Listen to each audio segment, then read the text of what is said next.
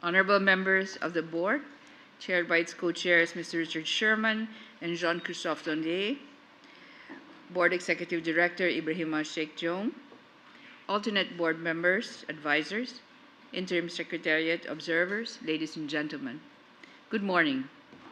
It is my privilege to welcome you all to the Philippines for the fourth meeting of the Board of the Fund for Responding to Loss and Damage. The decades-long journey to establishing the fund was long fought and firmly grounded in the quest for resilience by those most vulnerable.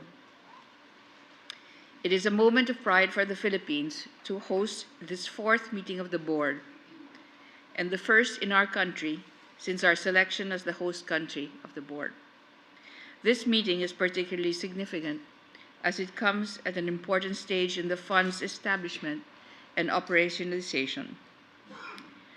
On August 28, 2024, Philippine President Ferdinand R. Marcos Jr.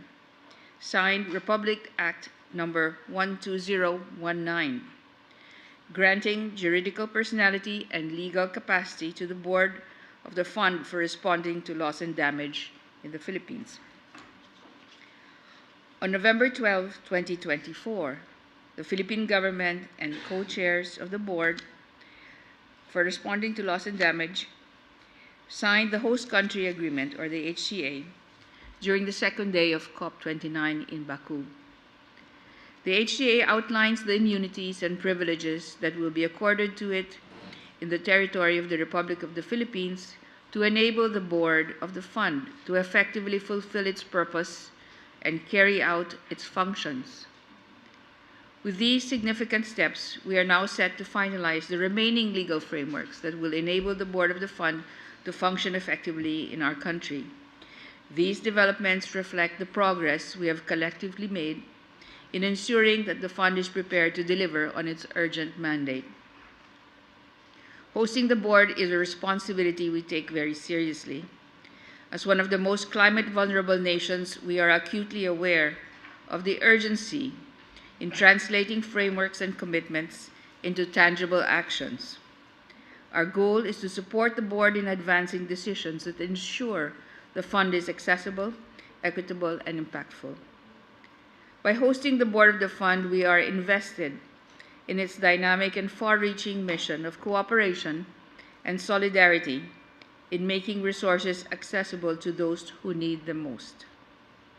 COP29 revealed the persistent challenges to achieving urgent and truly impactful global climate action. Coming out from COP29, we all know that indeed there is so much work to be done. On this journey, the Philippines remains committed to multilateralism. We cannot stress enough the need for a multilateralism that is vibrant, strong, and inclusive, convinced that multilateralism remains the only viable platform for collective action against transcendental global challenges such as climate change. For the Philippines, living with risk and loss and damage has been a part of our history as an archipelago. We therefore have a deep and personal stake in ensuring that the Fund for Responding to Loss and Damage succeeds. I had the honor at COP29 to convey a message from our President, given the historically unprecedented series of 6 successive extreme weather events between October and November this year. The Philippines is in fact a living laboratory for current and future risk, and a test case for the powerful impact of this board. Our cumulative loss and the devastation can serve as a baseline not only of what climate-vulnerable developing countries will endure in these uncertain and unpredictable times, but also of our capacity to recover, given adequate and timely access to the right resources. We are deeply committed first and foremost, not only to the survival of our communities, but for all to thrive through investments in risk-responsive social services and climate-resilient critical infrastructure. Over the next few days, may we remain focused on refining the fund's operational systems, particularly in operationalizing a bottom-up, country-led approach that promotes and strengthens national responses to loss and damage, enhancing its governance mechanisms, and ensuring financial resources are directed effectively to where they are most needed.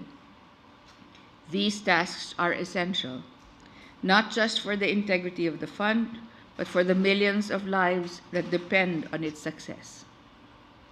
On behalf of the Government of the Republic of the Philippines, we welcome you to our country and thank you for your dedication and engagement. I wish all of you a very productive meeting. Marami pong salamat.